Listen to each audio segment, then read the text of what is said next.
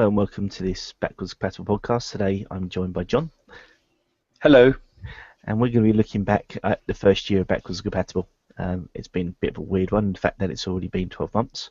Quite a lot's happened, good and bad, but mostly on the good side, which is always wonderful. So what we're going to do is we'll be looking back at 12 of our top moments. Now these are chosen mostly between myself and Jon, and we're just going to have a little talk about some of the things that we've enjoyed, and hopefully you will too. So, without further ado, we're going to jump in. Jon and I were the creators of the site. We have our little plans about what we wanted it to be. It has grown something to be a bit different, I think, than we originally started. Even though it was our ambition to grow the site in this way, it's moved very quickly, which is always good. So, we're going to start off with our first little bit. So, obviously, one of the biggest games in the last year has been Naughty Dog's Last of Us. It helped us, basically inspired, I think, quite a few articles and quite a few game nights as well. So our first little remembrance is our very first podcast, which was a Last of Us spoiler cast. So, yeah, the spoiler cast was a bit of a love fest for most of us, except for one wannabe giraffe assassinator, which is my co-host on this podcast. We also had a couple of guests in Bear Skopf, who is he's hard to describe really. He's another guy with a passion for games who knows a lot of people and is doing a lot of good things in the community.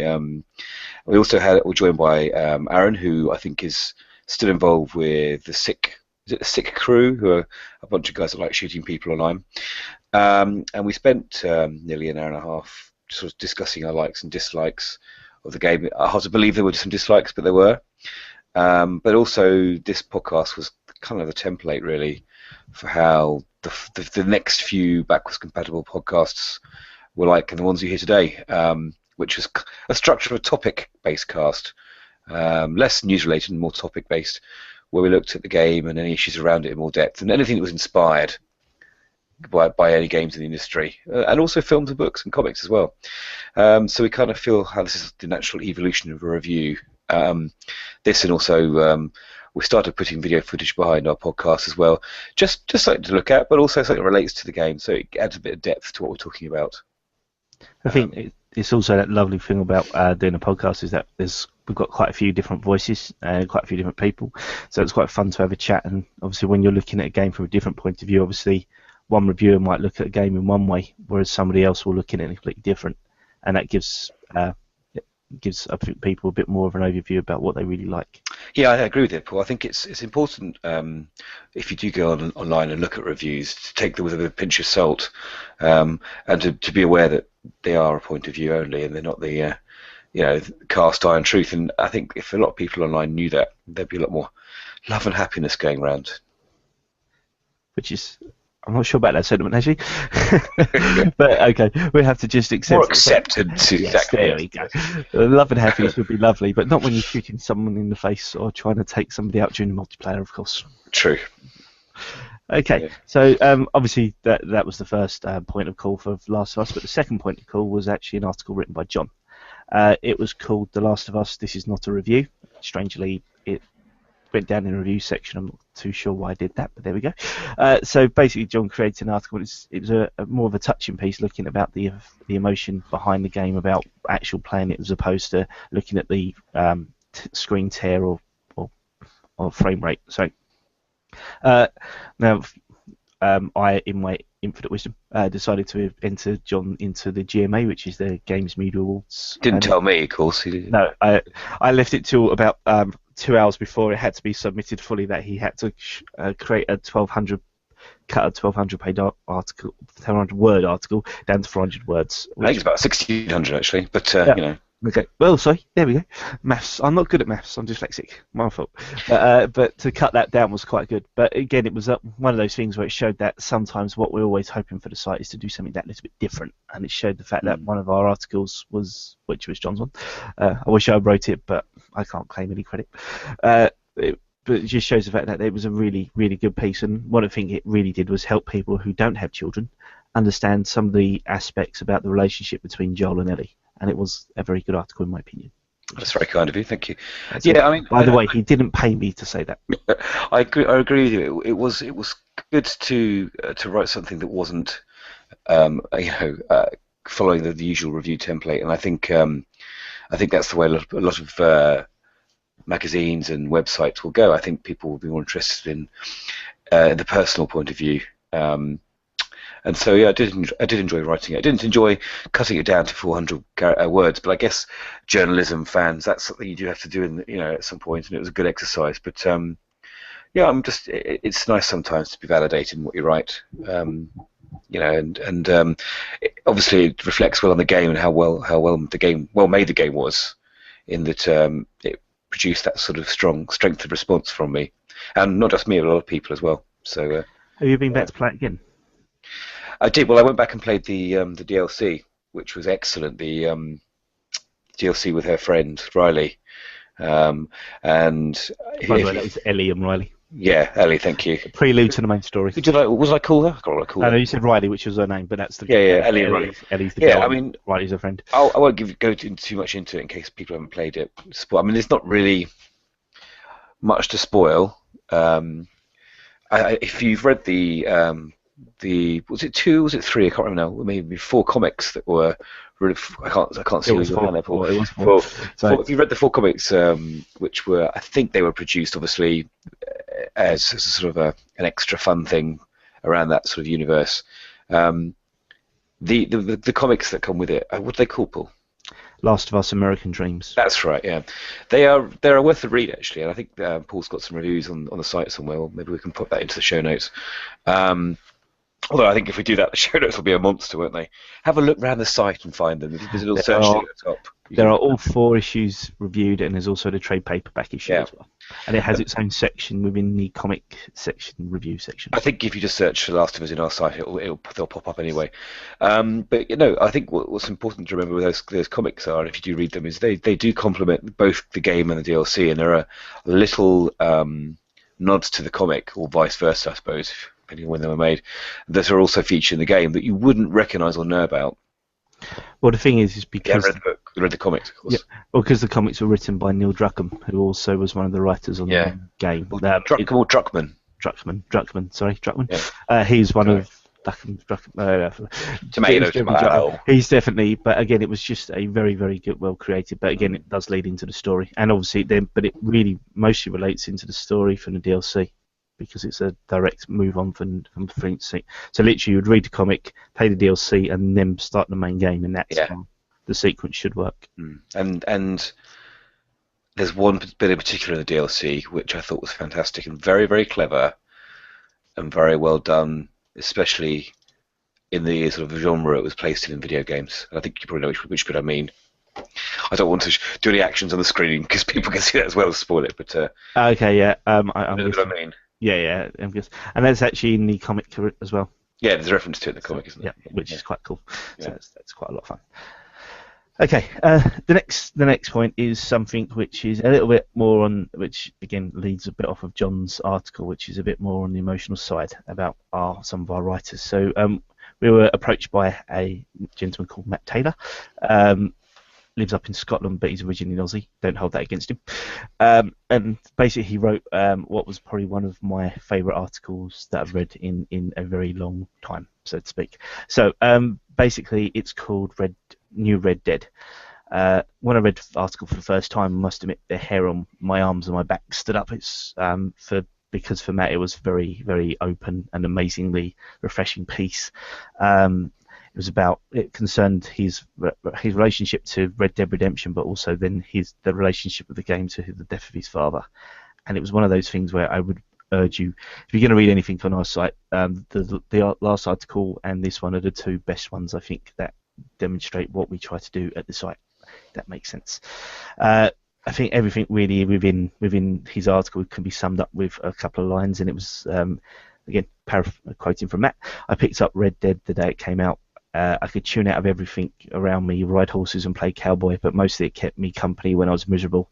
It didn't try to sympathise with me. It didn't try to say it was sorry for my loss. It just let me chill out and enjoy its company. Now, that to me, just again, even then, it makes me feel always quite quite amazing. Again, I think Matt was one of our is a great addition to the site, and it really shows the fact that games are more than just a passive pastime. Sometimes they can mean more to people. Again, this is an extreme example, but I really, I think after reading this, that the question whether Matt was going to join our team or not just basically went straight out the window. It was a can you join quickly, so to speak. Yeah, fair enough. Yeah. So, but again, I do. Again, we all, obviously we still will do the normal sort of reviews, but these are the comment articles, which you can always see the editorials and the comments. These are sort of things which I think we do try to strive to produce. So, Yep. Okay. Sorry, I'm going to label one last point, and this is The Last of Us. Again, unfortunately, but as my little joke about this is The Last of Us is the gift that kept on giving. As we've already had a little word before about The Last of Us American Dreams, which is the comic book produced by Dark Horse. When I found out this was being created, I approached Dark Horse and just wanted to know if that we were able to review review the books and use the cover art. And a very nice gentleman in the PR department there has said no problem, absolutely, and bent over backwards to help me really. And from that point onwards, he started sending me their. We struck up a relationship and started getting review copies. So basically, this is where our comic section actually grew from. I never knew that. So yeah, it was all okay. Should really mention it. So yeah, it was all literally just a perchance. It was something that again I think that myself and John from our original artwork on the site, we'd always wanted to incorporate the televisual side and the comic side, book side, and musically and films and everything else. But this was just a purely perchance thing that happened to pay off.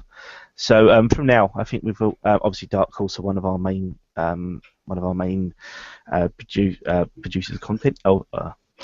I wish Dark Horse would do a similar thing to Marvel with Marvel Unlimited, where I can pay for content like Spotify. I'd love that. I don't think they're quite as big, and obviously the history because Marvel is it was made in the 60s, wasn't it? Yeah, they haven't got such a big back catalogue, have they? Marvel can sort of drop in samples from every decade and still have loads to sort of tease you with and force you to buy more, which is kind of what the point of it is, really. So. But I'm sure Dark Horse one day will get there. But the other thing, of course, with Marvel is the only reason Marvel Unlimited came out is when they got taken over by Disney, which gave them quite a nice, sizable chest of money to play with. True. So that's one thing. Which explains why Marvel characters coming into the new Infinity game as well. Oh, well, yeah, that's going to be absolutely immense and going to cost me a lot of money. I had that feeling. But so now we do, obviously with our comic range, we cover books from everywhere from Dark Horse, obviously, to Image Comics, to Valiant and also have a name, Dynamite. But we've also just started to cover Marvel Comics as well, which is quite a nice little thing to do. Gives us a chance to look at characters like Thor, who's probably my favourite. But from there, obviously, of course, we are starting to look into the television side as well with Game of Thrones. And other shows will be coming out in the future. And we are just fresh off watching the latest episode, so that's a little bit scary. Yeah, we'll be getting that article up in a bit. Is he gone there? Yeah. Carry on, mate. Sorry. That's fine. John's stuck in my head. It's completely stuck in my head. Really hope that we don't get copyrighted for that little bit of.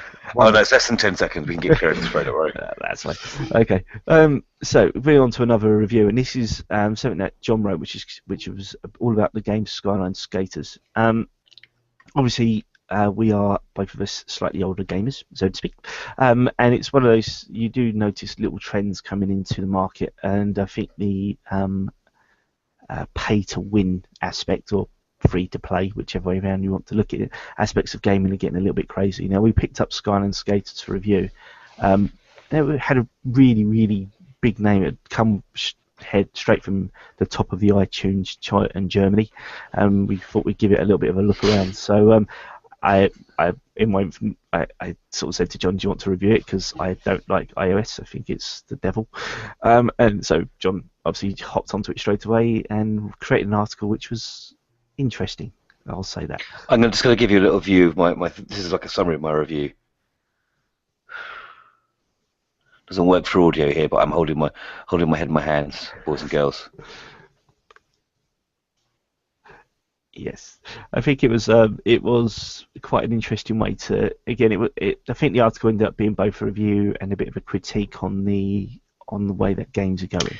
Maybe I was a bit unfair to use Scarlet Skaters as a scapegoat, but it made me angry, and I even built the article with its own in-app purchases, which I got some feedback from some friends who said it was a bloody pain to read the article, and I thought, well, I've done my job.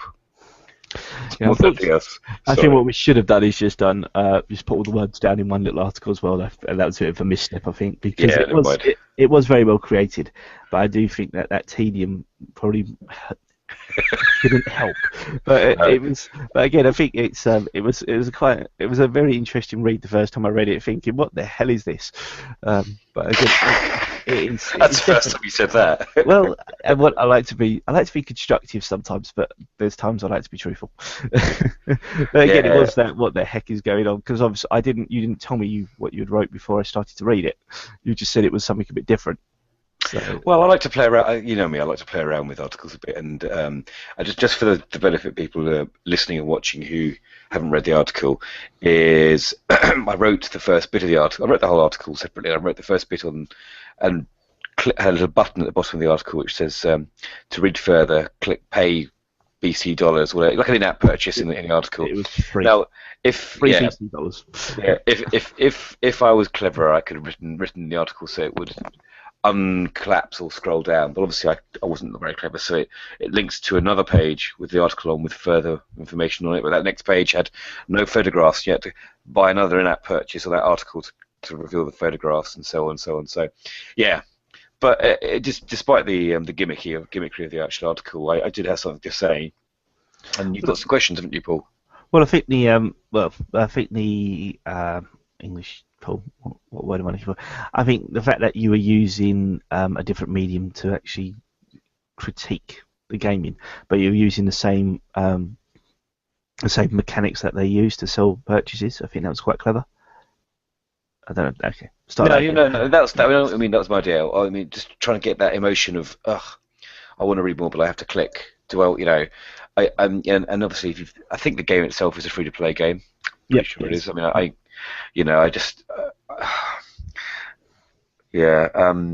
it's a shame. I think we have to be very careful about how we comment on the industry, because we are, as you said, a little bit older, and perhaps are not the target market for that game.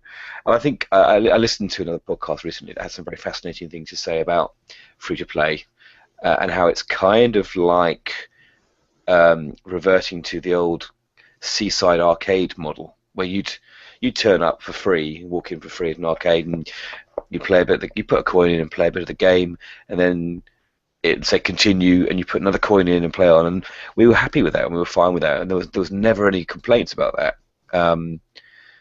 It's just the way it was presented to us. You just carried on playing. I think that there's some free-to-play games which are brilliant, which is it makes this money from the cosmetic side of things. You can buy new hats, and you can, change the color of your. I know in Killzone Shadowfall, you can change the color of your owl, which is the drone that looks after you in multiplayer.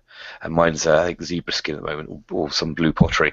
But that doesn't actually add to my somewhat pathetic skill in the game. But there are some games that you literally have to wait 24 hours to carry on playing.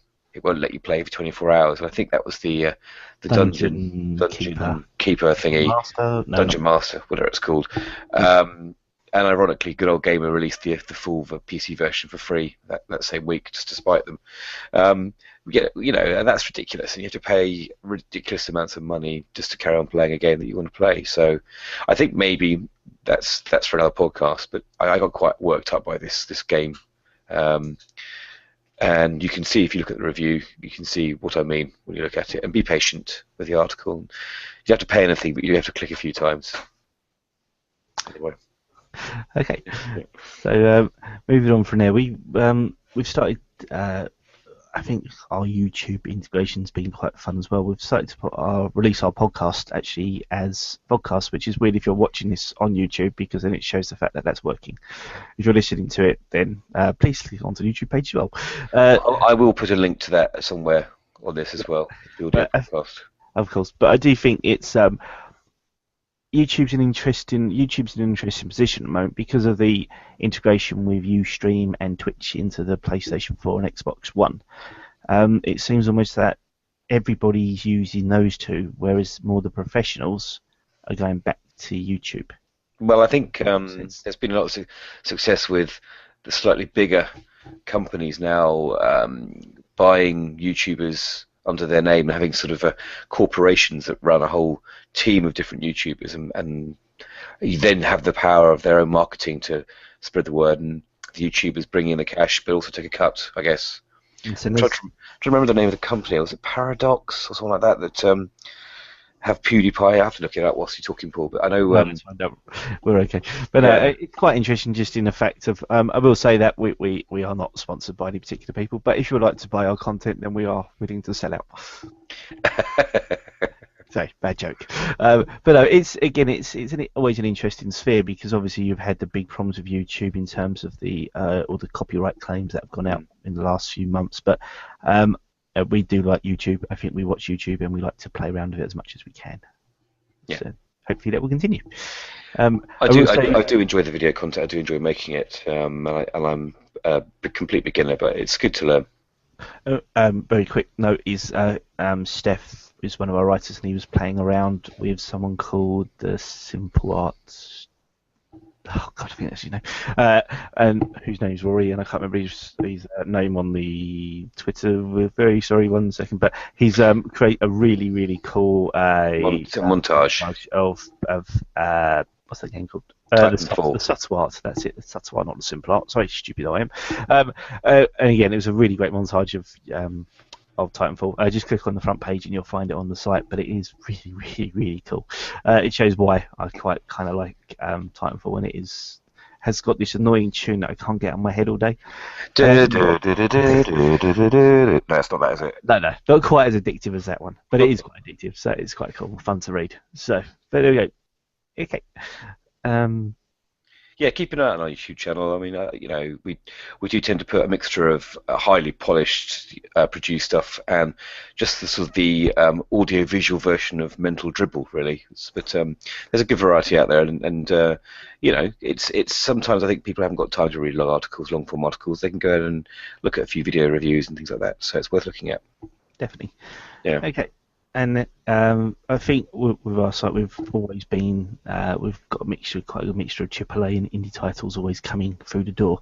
I think there's a few man crushes going on with a certain Mr. Biffle. Oh, for goodness sake, every time.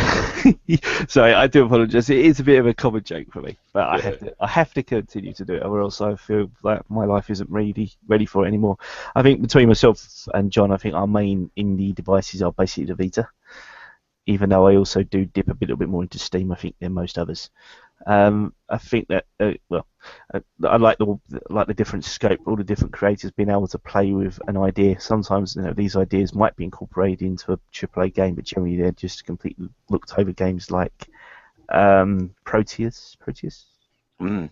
And I think I reviewed that, didn't I? Yes, you did. Yeah. And the Stanley Parable. You're not really going to see things like that coming out from EA and Activision, but you are going to see them being produced by the small little developers.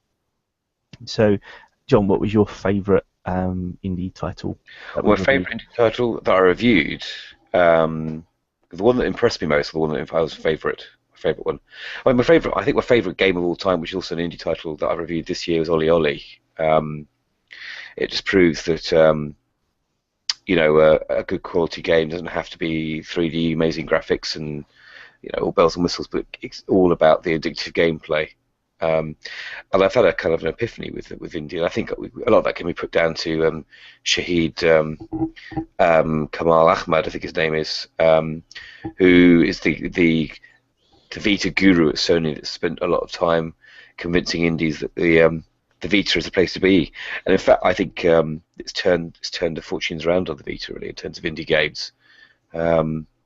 So yeah, Oli Oli's great. If you haven't played it, play it. But there are so many more out there. And I've just literally finished a review today for another indie game that's coming out from our friends at Curve.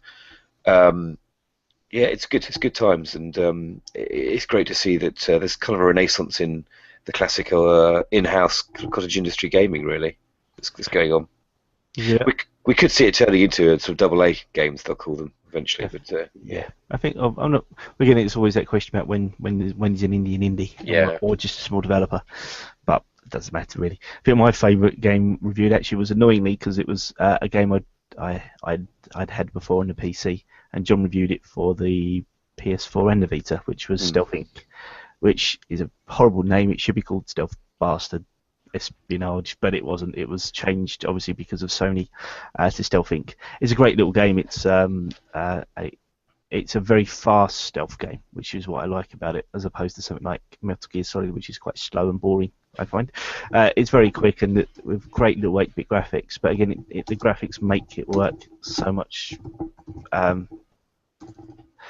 make it work so well, I think, that it's just a great game. I've played it on the Vita, the PC, and the PS3, and I must say, I think the Vita is the way to go. The Vita's definitely best for indie games. With there's definitely a favour of the classic retro graphics, mainly due to necessity, obviously, and resources. But also, I think some companies are now making retro games when they could get away with making polished games because it's kind of the fashion at the moment to have. No. But they look fantastic on the compressed Vita screen. I also think a little obsession with the Game Boy that I had when I was a kid. I used to love, if you think about the games that, most of the games that are coming out on the Vita, a lot of the especially with Curve, I think a lot of them are homages to games that I've already played or played in some variety. And I am a portable gamer person. I've had a Game Boy, Game Gear, those sorts of things, PSP and all the rest of it. But once you start, looking at games that you play, you will notice the fact that they remind you, and I think there's a slight nostalgia value as well to a lot of the indie titles. I would agree with you. I probably play more games more regularly on my Vita that are the old retro classics or the indie style versions of those than I do the big AAA games on there. And that's probably just because you can pick them up, play them for 10 minutes and put them down. Whereas something like Uncharted Golden Abyss, was it Golden Abyss? Yep. Great looking game, and okay to play, but you can't, it's a long game, and if you put it down for a month, pick it up a month later, you have to remember the controls, and you have to pick up the story where it left off. So that's probably what Shahid foresaw. He knew for the Vita to survive, it had to be a snack gaming device rather than a AAA gaming device, which that's not always going to transfer from console to handheld, is it? So this brings me to two sad points. Number one, completely agree with that, and that's why Unit 13 I think was looked at completely wrong. It's a great game, completely great game. It just flopped, didn't it? No, because people wanted the story, but I didn't. The quick 10-minute gameplay. No, I love that. Yeah, it gave you the idea of how long you should play it, so half an hour or 10 minutes, and that I quite like that. But the other one, which really have to say, is obviously we are talking about indies on the Vita, but I think I can't remember, it's something like 15 days time that will all be blown out of the water because I'll finally get my hands on Borderlands 2. You're buying it, are you? Yes. Shh. In case the wife's listening. Oh, right, okay. No, I'm not at all. No, I will find it somehow on the floor down the road. But yeah, right. Definitely, I love that game. I have it on. It is my favourite game ever. I have it on multiple devices and already, so I can't miss up the chance to have it on another one because I'm that sad. Which actually leads us on nicely to our favourite game, basically, that's been around since the site started. So, John, what would that be for you? Well, I've just literally changed my agenda because I've talked about it already.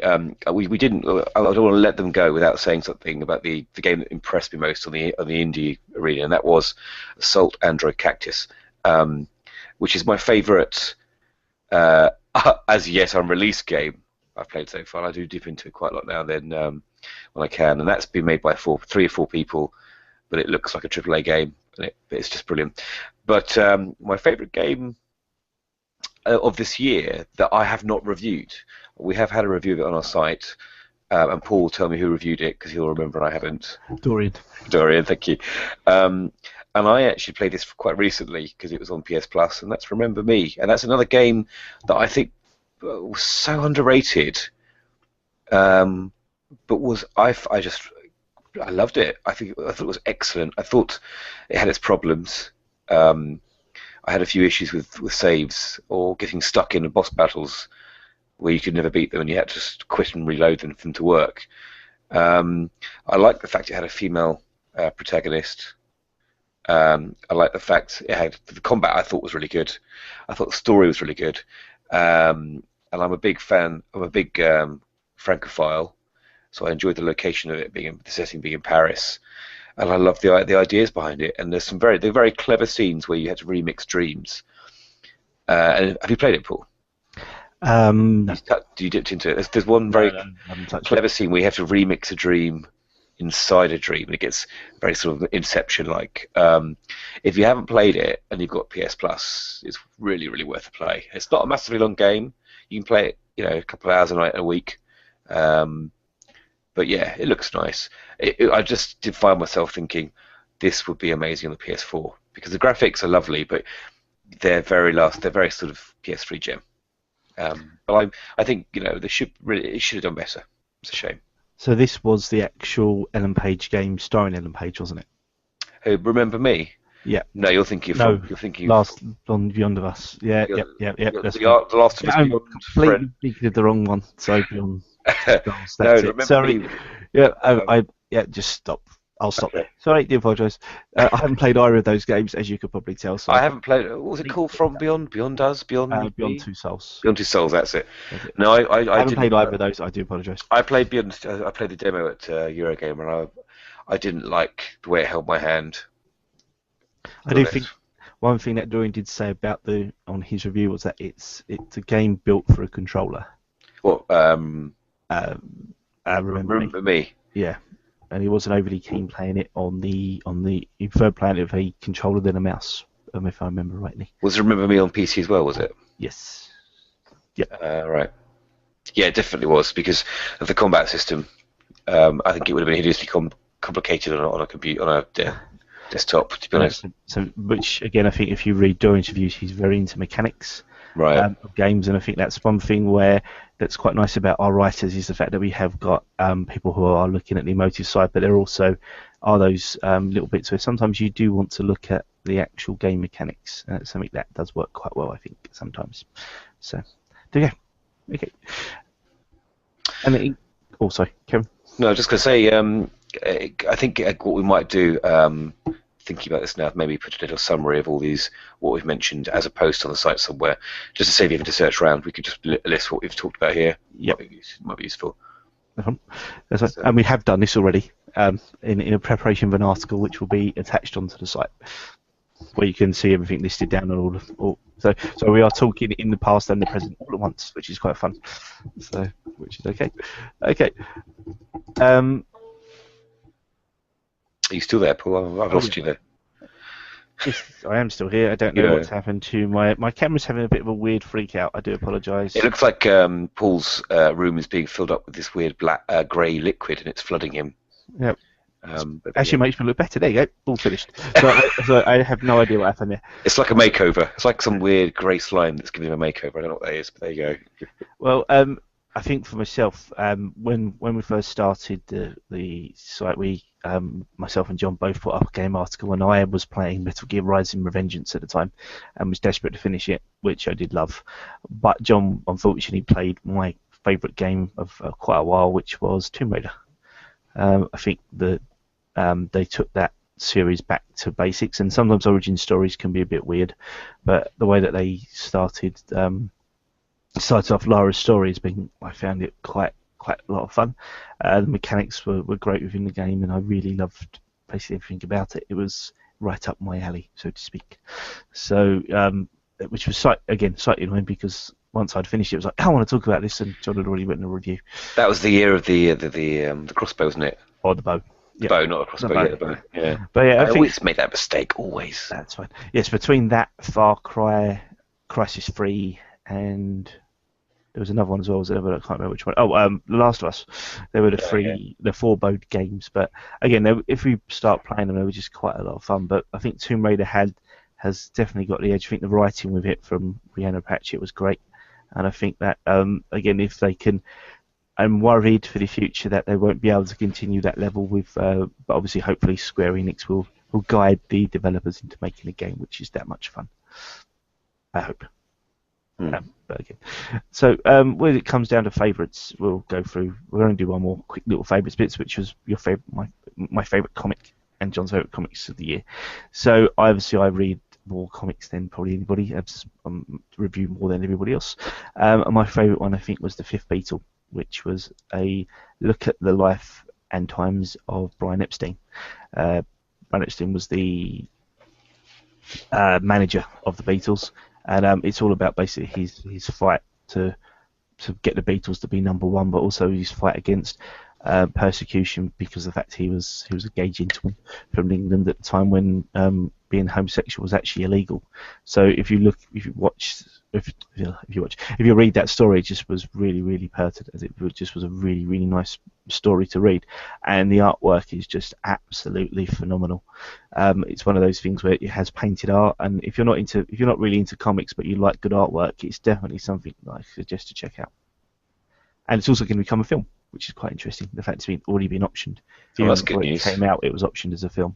So I'm not sure if that would be live action or some sort of hybrid. I don't know, but it just shows the fact that a great story will win out, whether it's created as a comic or as a film. So, but definitely Fifth Beatle, Dark Horse, great story. Oh, I'll have to catch that. Sounds good. My favourite comic, I don't read as many as you do, Paul, because you do a lot of the reviews. And I'll discounting the Marvel comics I read. One that you passed on to me that I really enjoyed, mainly because of the way it turned a very well-known story into something that worked, I thought, in the comic oeuvre as such, but also because it looked fantastic, was Darren Aronofsky's Noah. And I understand that the comic was a first draft treatment of the script for the film that came out recently. I haven't seen the film, unfortunately. Don't get out much these days, but I probably will catch it when it comes out on whichever device you can watch it on.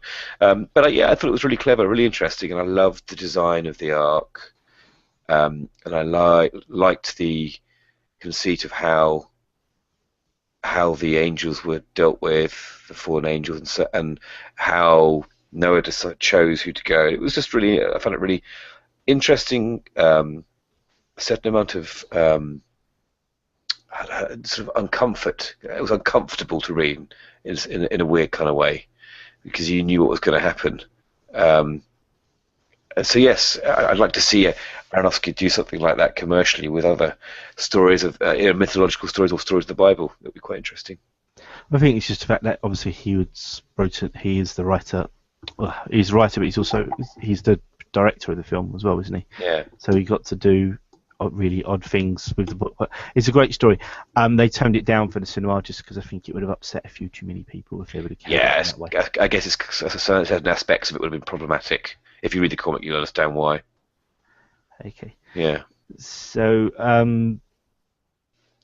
we've only got a few to go. I am very sorry. I might cut my visuals off because it begins to flicker too much. So should I just take it off completely? Yeah, we'll get rid of that. Yeah, I'll just do a little dance and wave my hands around. So you'll just be able to see the wonderful little picture of Zach. I think playing on the PlayStation 3 controller. Not that I'm pushing him into PlayStation 3, but he actually uses an Xbox controller and PC more than that these days. But one of those things. Okay, so getting close to the end now, actually. So I think one of our little little brainwaves which came out was our editorial section. I think we all like to have our own say about things unrelated to gaming, so to speak, and everyone likes their own little interests.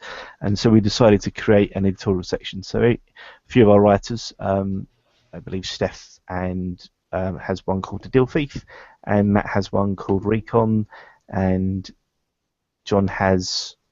What's your one called, John? It's called the Soapbox, and more of a rant. Generally. I don't write enough for it. I need to write more, but I do enjoy dropping my weirdness in there. So now and then. I think it's more about the weirdness, and we have our American colleague Rob doing the Travelling Gamer Dad, which is quite. I think of all of the titles tells you really what he's about, of being a Travelling Gamer Dad, and my one is Random Chat. Obviously random chat because I'm the most random person I think I know, and I would just like to talk about drivel really, but it gives us a good chance to start to look at different ideas, and I think that's one of the things where it's trying to keep ideas in our minds fresh and trying to keep, because I think most gamers in this sort of variety will like different types of ideas, whether it's films, TVs, comics, anything else. I mean, and sport, because I'm a massive football / rugby / F1 fan, and all these sorts of things should come into everybody's lives. And I think sometimes people pigeonhole themselves into just being one thing. They only want to be a gamer, or they only want to be a film critic or something like that. But I think that giving people fun to play with was quite a nice little idea. I think it's very important when you're writing to not just get stuck writing one sort of thing. I think people do need to flex their writing muscles and try new and different things. And it generally, you get really good things happening by accident in that way. So it's good to experiment. It's kind of like a writing laboratory, isn't it, Paul? Yes, that's probably a good way to put it, but I'm not as clever enough to think about a name like that. So that would have been a lot better name, wouldn't it, in editorials? The Writer's Lab, or maybe we'll change it. Yes, hey, that's the sort of thing we could do, Yes, because we are sad and have no lives. Oh, that's me. Sorry, not you. I forget. Okay, so obviously leading on from there, we can talk a little bit about our new writers. Obviously, Jon and I have been the stables for the site to begin with, but we've also had, obviously we've heard already about Matt, and Steph as also a great new writer, and Chris as well, and we're beginning to enter a few, and one Gary, who has done quite a good piece on the recent Metal Gear. He's very clever, Gary. Watch what he writes. There's going to be some interesting stuff from him. Hopefully, he's a very clever guy, and he's got some very interesting views. So I look forward to see what he does next. And obviously, we do have a couple of other writers in the pipeline, but because we're not allowed to mention those yet until we find out what they're like. But we also, it's always one of those things where we really do appreciate anybody who wants to write. We're more than welcome to give people a try out. It's always a fun thing to do. Sometimes it's one of those things where you'll try and you won't like it, but we always try to think we are supportive, and we do like to encourage new people to join. And that's been a great thing about the site, is meeting new people and chatting. So if you're unsure, if you just fancy giving it a try, then please don't hesitate to give us a shout. It's good advice. Okay, and last but not least, I think Jon and I would like to thank everybody who's both staff and readers who've supported us in our last year. And also people, socially online who retweet us, who share links, who say hello, who give us good feedback. They're all very helpful, and it's nice to have that sort of support from people all around the world. It's really good. I think it comes back to that principle about community. Every site has a community, and obviously most of the sites online will intermingle. So, just because you're in one camp doesn't mean you can't chat to people in others. And I do find that quite a lot of fun in the fact that we can still talk about what we've enjoyed and what we like between everyone, basically. And that's quite a lot of fun to me. Me too. Okay, so obviously this has been a little bit of a loving cast at some points, but really seriously, it's one of those things where this has been a lovely experience for the past year. Hopefully, many more to come. You'll be looking out for a lot of new stuff from our great new staff, and obviously, hopefully, Jon will come and write a few great articles, and you'll get my usual attempts of drivel popping out as well. But as we go through, then I hope that everybody enjoys our content, and basically, and we hope we always enjoy your feedback as well. Yeah, look forward to a good next 12 months, I guess. Looks like we'll come for the next 12 months in terms of content. So it's good. Okay, thank you very much for listening. I hope you have done. So obviously the usual sorts of bits now. My Twitter handle is @wellbeingosteo, which is quite phonetic and said as it's spelt. But if you can't realise it, just go to the site and click on my name and it will give it to you. Also on Facebook as Paul Fiander as well. Which if you do want to look us up on Facebook, then please do. Obviously the site is @backwards.com. I say obviously because we've said it lots of times. I think that's the Twitter handle, isn't it? Twitter handle, that's the Twitter handle. Sorry. But Facebook and GPass are both just backwards compatible. And Jon, your Twitter is? @Jon PR Evans, that's JON, and PR as in public relations. And yes, and obviously the rest of our team, you can if you go to our Meet the Team page, all of the links will all be on there for if you'd like to hook up with any of us. Or we do also have a Twitter list with all of our details on it as well. So if you search on Twitter lists under backwards compatible, you'll be able to find all of our. I never know how to find those things. You know so much about that. I'll make it easy somehow for people. Just go to lists and type in backwards compatible. Okay, I'll try that. Well, we should be the one which pops up. You'll see our little BC logo, basically. So, obviously, then you've got YouTube pages and lots of other bits and pieces, and do keep an eye out for us. We're always, when we are online, if you ever fancy jumping in with games, then please just do give us a shout. Brilliant. Okay. Thank you very much, and it's been a great year. And I say, finally, thanks, stop talking now, and say goodnight.